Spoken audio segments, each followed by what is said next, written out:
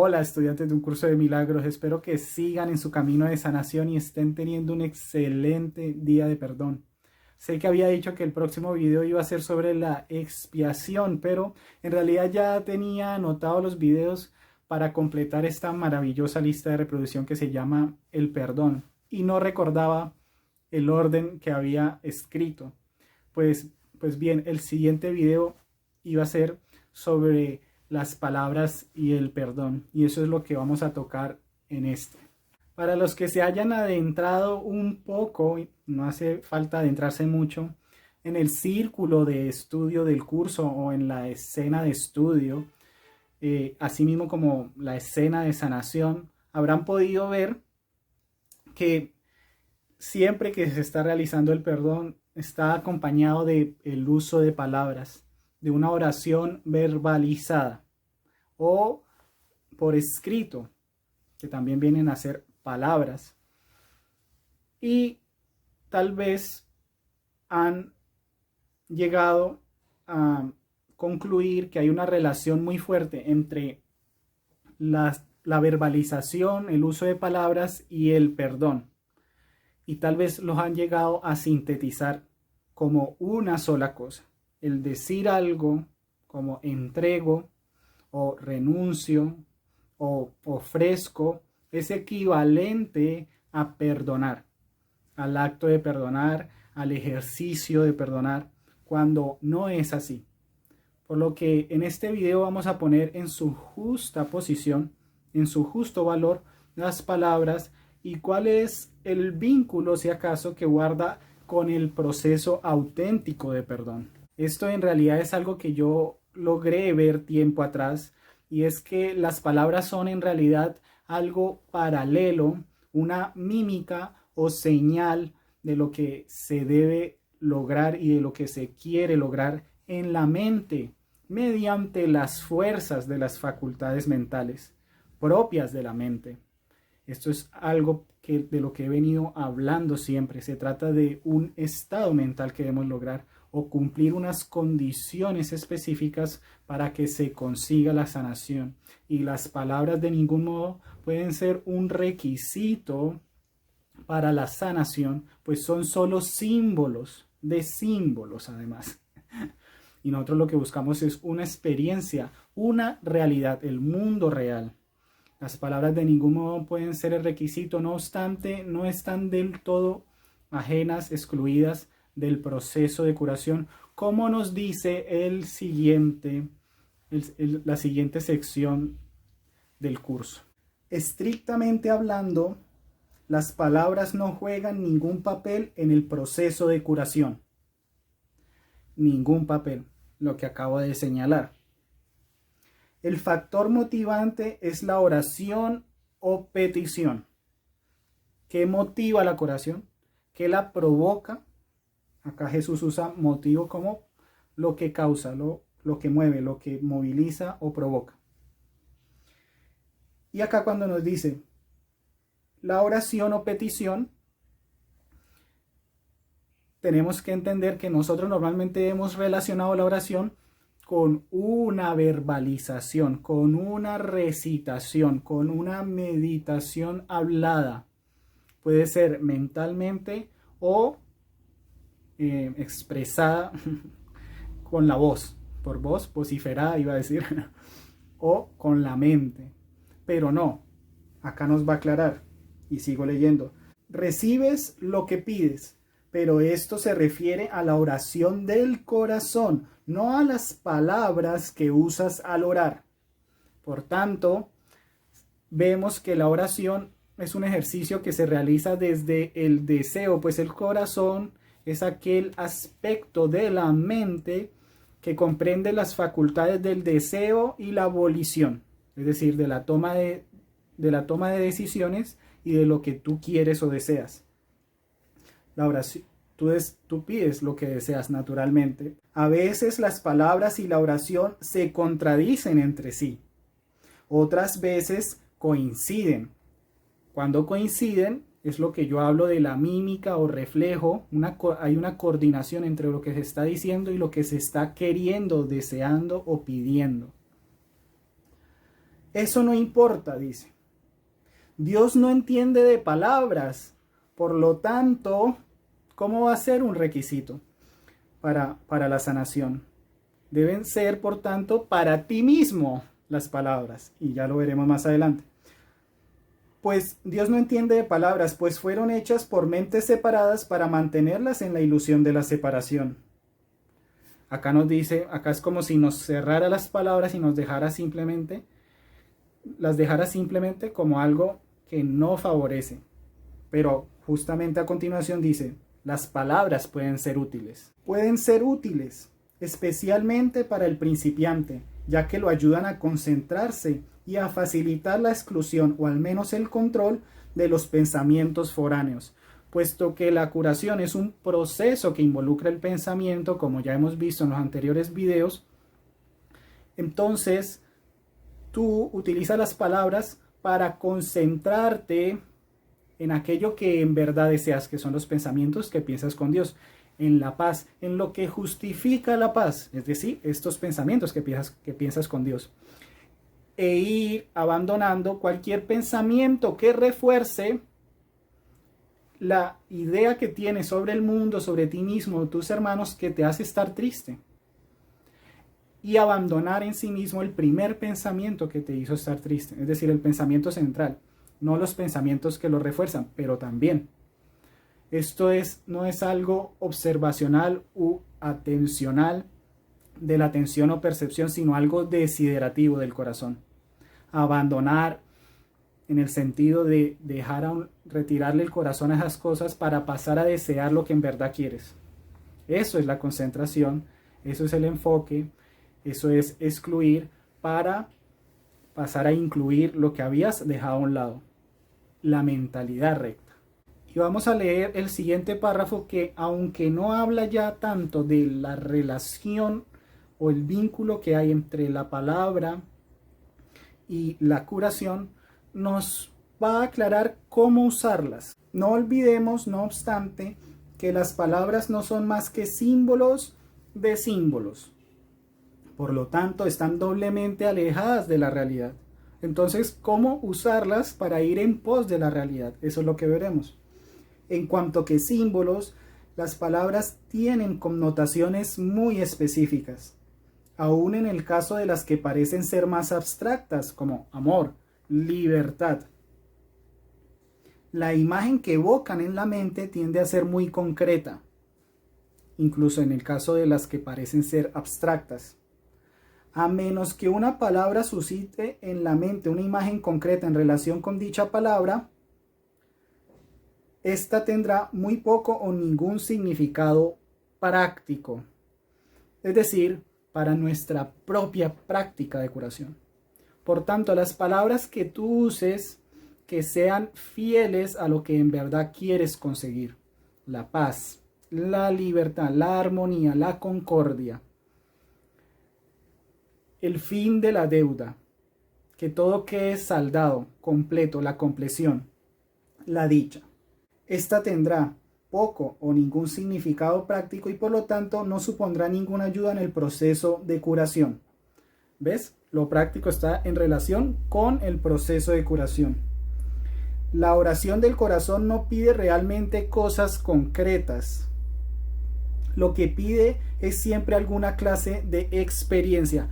Por lo tanto, siendo que las palabras que parecen abstractas tienen generan imágenes concretas, debemos usar palabras que hablen de esta experiencia que queremos, aunque no parezca ser concreta, aunque sea abstracta esta experiencia, porque va a generar una imagen concreta en la mente y nos va a ser útil para la oración. Esta es la manera de utilizar las palabras, que sean ceñidas, fieles a lo que tú en verdad deseas y que tú desees los elementos de la experiencia que quieres, que tú pidas por esos elementos que pueden ser abstractos tal como los concebimos, pero que generan una imagen concreta y por tanto orientan la mente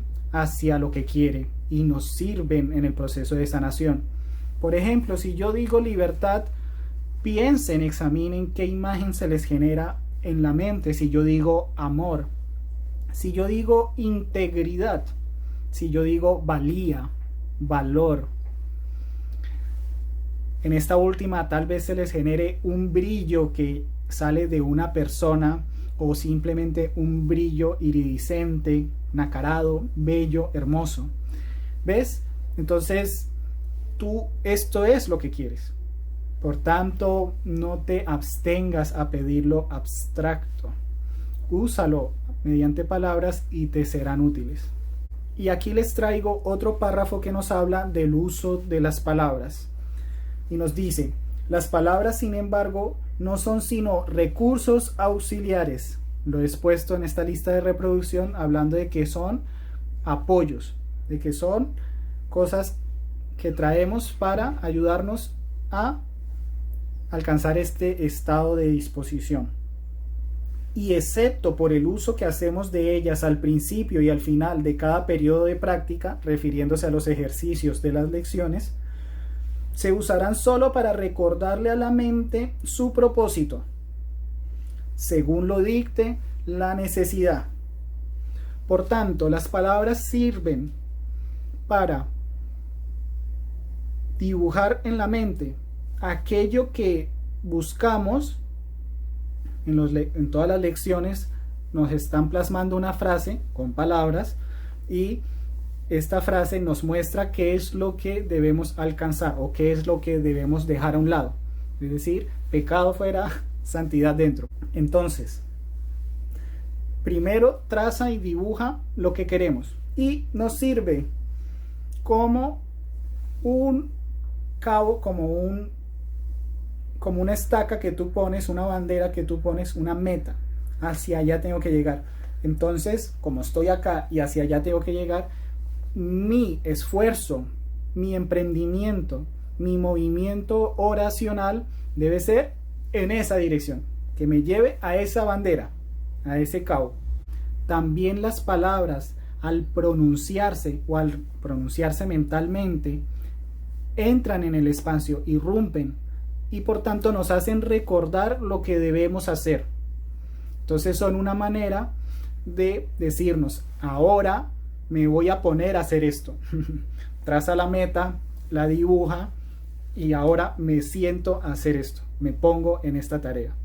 Y nos continúa diciendo, ponemos nuestra fe en la experiencia que se deriva de las prácticas, en la experiencia. ¿Ves? Esa dicotomía que están poniendo entre experiencia y simplemente palabras.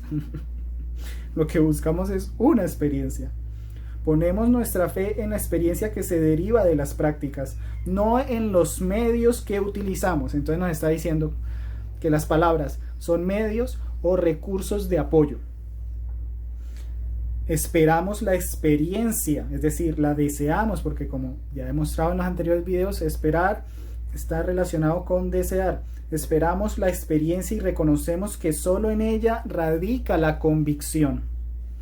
Usamos las palabras y tratamos una y otra vez de ir más allá de ellas hasta llegar a su significado. Por tanto, la palabra apunta, pero no es en sí el significado, no es en sí el entendimiento, no es en sí la adquisición de la experiencia. Verbalizar no es en sí realizar lo que se dice que se va a hacer, ni obtener lo que se dice que se quiere tener. Hay que hacer el movimiento de corazón, significado el cual está mucho más allá de su sonido, claramente. Este se hace cada vez más tenue, el sonido, hasta que finalmente desaparece a medida que nos acercamos a la fuente del significado, la experiencia. A medida que obtenemos la experiencia, nos adentramos o sumergimos en esa experiencia del mundo real o del instante santo, de frecuentar ese instante santo tan hermoso, tan diferente. Por lo tanto, esto último que nos dice, nos muestra y nos recuerda que el curso en las lecciones cada vez hace menos énfasis en las palabras las lecciones se van haciendo más cortas, por tanto la palabra escrita es más reducida, y nos dice además que cada vez serán menos útiles, se usarán menos y serán solo una introducción, y que luego debemos recurrir a la escucha, al silencio.